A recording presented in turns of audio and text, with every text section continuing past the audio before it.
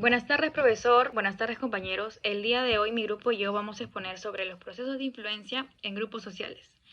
Influencia mayoritaria y minoritaria.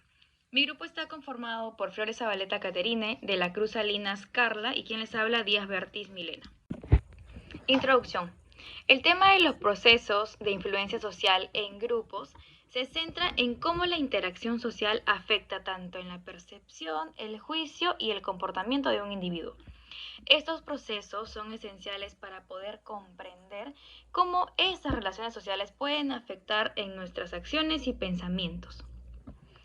Se puede apreciar desde el aprendizaje de un niño hasta las decisiones de un jurado, o sea, de un adulto, ya que esta influencia está presente en diferentes situaciones de nuestra vida. Es por ello que en esta exposición vamos a explicar tanto los tipos, las características y las diferencias de la influencia social. Para hablar de procesos de influencia en grupos sociales, tenemos que tener en claro el concepto de influencia social que se tiene en psicología. Esta es considerada tanto la capacidad que tiene un individuo para modificar el comportamiento de otros sin ejercer fuerza alguna, así como el cambio de comportamiento de este que se observa al interactuar con uno o con otros individuos. La influencia social se divide en dos partes fundamentales, que son la influencia mayoritaria y la influencia minoritaria, que a continuación mis compañeras les van a explicar. Voy a continuar explicando sobre lo que es la influencia mayoritaria. ¿Qué es la influencia mayoritaria? Es cuando el sujeto o un sujeto tiene una opinión propia y esta es adaptada a otras personas por una presión grupal. Esta tiene dos tipos, la normalización y la conformidad. Voy a iniciar por la normalización. ¿Qué es la normalización? Es cuando en una situación hay varias personas y estas influyen de manera recíproca para llegar a una norma o un acuerdo en común. Tenemos un ejemplo para que esta se pueda entender mejor, y es, en una cena de estudiantes, todos los asistentes deciden poner dinero en común, hacen coincidir sus valoraciones en una norma común. ¿Qué quiere decir esta? Lo voy a especificar un poco más. Puede ser cuando, por ejemplo, se hace la cena de estudiantes, ¿no? Y comienzan a hablar, a charlar y comienzan a decir, ya se acerca el Día de la Madre. Entonces, aquí lo que hacen es, por ejemplo, decir, hay que dar una cuota para llegar a comprar el regalo de la Miss porque ella ya es mamá. Entonces comienzan a hablar y decir, puede ser 10 soles, 15 soles, y ellos, entre ellos, comienzan a acordar una cifra exacta para que cada integrante que está en la cena den una cantidad exacta y poder así comprar el regalo de la profesora, que en este caso sería el acuerdo en común. En lo que es la normalización, hay un experimento donde fundamenta esta parte, que es el experimento de Sherry. Su trabajo se centró en lo que es el estudio de las interacciones grupales y cómo los individuos se influencian mutuamente para establecer normas y actitudes compartidas. En el experimento de Sheriff, él se dio cuenta que a medida que haya situaciones, ya sean difíciles o positivas, los grupos, cada integrante de los grupos se unen para así formar normas y acuerdos en común para poder afrontar estas situaciones. Sheriff es conocido por su famoso experimento que se llama la cueva de los ladrones. ¿Cómo fue el experimento de Sheriff? Bueno, este reunió a un grupo de niños y los separó en dos grupos. Estos grupos fueron llevados a una cueva donde tuvieron que experimentar desafíos y tareas. Bueno, eh, cuando ya estuvieron en la cueva estos grupos de niños, Sheriff comenzó a introducir situaciones donde se evidenciaban complicaciones y tensiones. A medida que esto iba avanzando, Sheriff también tuvo que introducir situaciones donde deberían colaborar y trabajar juntos para superar estos desafíos. Sheriff se dio cuenta y descubrió que a medida que los grupos enfrentaban estas situaciones de conflicto y colaboración comenzaron a desarrollar normas compartidas y actitudes colaborativas. Voy a continuar con el siguiente tipo, que es la conformidad. ¿Qué es la conformidad? Es el nivel en el que el individuo o grupo puede alterar su opinión y actitud para adaptarse y encajar a las normas de otro individuo o grupo.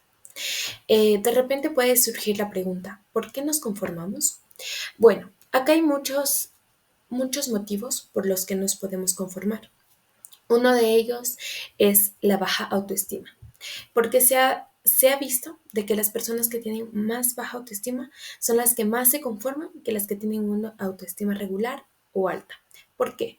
Porque las personas que tienen baja autoestima suelen decir, él es más inteligente que yo, él o ellos son más inteligentes que yo, entonces puede que mi opinión esté mal, entonces me adapto a lo que ellos dicen o a la opinión que ellos tienen.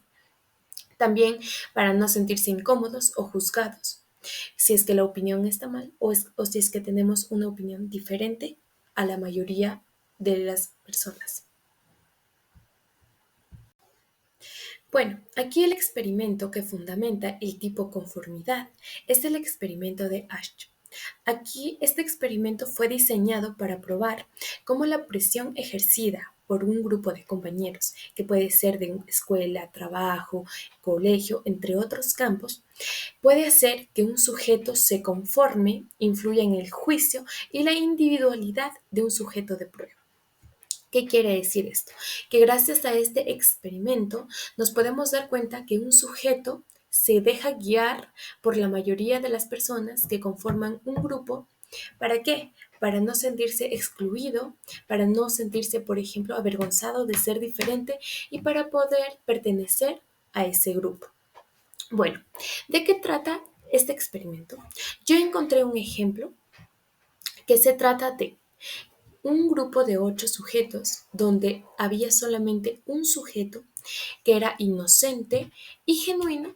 Los demás eran cómplices de los experimentadores, que ya eran instruidos y tenían las respuestas preseleccionadas. El experimento era simple. Cada participante, siguiendo su turno asignado, era invitado a responder una serie de preguntas muy sencillas. La influencia minoritaria. Es un proceso de influencia social que tiene por fuente una minoría o un sujeto que intenta introducir nuevas ideas o comportamientos o modificar actitudes, ideas o conductas tradicionales. Moscovici realizó un experimento llamado Paradigma Azul Verde en el que buscaba investigar cómo una minoría puede influir en la opinión de la mayoría. ¿Cómo se realizó? Pues se presentaban a los participantes una serie de diapositivas con círculos de color azul y se les pedía que clasificaran entre azul o verde. Sin embargo, en algunas diapositivas se incluían círculos que eran claramente verdes, pero la minoría, o sea, los experimentadores, afirmaban que eran color azul. El resultado del experimento mostró que a pesar de la presión de la mayoría, algunos participantes comenzaron a dudar de su propia percepción y aceptaron la opinión de la minoría. Es decir, los participantes aceptaron la postura de la minoría no tanto por consentimiento, sino porque consideraron que la minoría tenía información relevante o conocimientos especializados. Factores por los que la minoría influye en la mayoría. Se trata de consistencia, de que la minoría tiende a ser consistente y perdurar en sus ideas, manteniendo una postura coherente y bien definida. También está la flexibilidad, ya que la mayoría puede catalogar a la minoría de irrealista o extremista, por eso suele existir una negociación. Las deserciones de la mayoría. La minoría suele presentar propuestas contrarias a la mayoría que causan muchas dudas y otros alternativos. Por último, los mayoritarios luchan contra la minoría criticándolos con argumentos y en muchas ocasiones se les trata de locos o traidores. Sus efectos de la influencia minoritaria en comparación con los de la mayoría son más profundos y duraderos en actitudes y percepciones que se generalizan a nuevos contextos y a lo largo del tiempo. Comparación y contraste, mayoritaria y minoritaria. Diferencia. Una minoritaria influye más en un nivel indirecto cuando induce un conflicto de intensidad inmediata, mientras que una mayoritaria influye más a un nivel directo o indirecto cuando eleva el grado de conflicto. Ejemplo de la mayoritaria: en tu primer día en un nuevo trabajo, Entras al edificio vestido de manera informal. Te das cuenta que los demás vienen formales y tú no encajas. Nadie te dice nada sobre tu atuendo, sobre tu aspecto, pero empiezas a sentirte incómodo. La próxima vez decides vestir formalmente para minimizar la incomodidad de destacar. En ejemplo de minoritaria, se puede hablar de la lucha de los derechos de las mujeres. Las del colectivo LGTB son un ejemplo de movimiento inicialmente censurados, criticados, que con el paso del tiempo han conseguido un cambio de mentalidad de la sociedad en general. La obediencia, que es el seguimiento de las instrucciones de un individuo que es considerado por encima o tiene poder o mayor estatus social, independientemente de la propia actitud, juicio o creencia.